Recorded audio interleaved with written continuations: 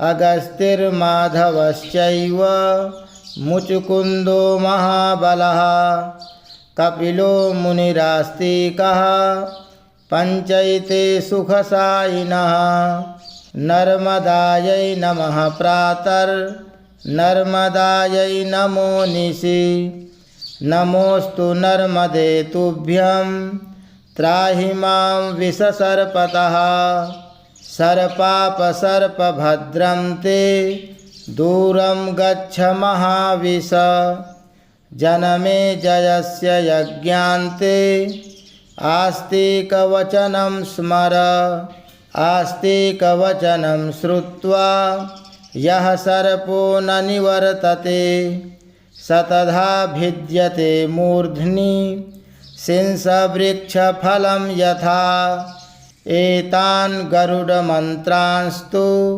निशायां पठते यदि मुच्यते सर्पबाधाभ्यो नात्र कार्या विचारणा। ओम इति शयनकालीन भगवत्स्मरणं सम्पूर्णम्।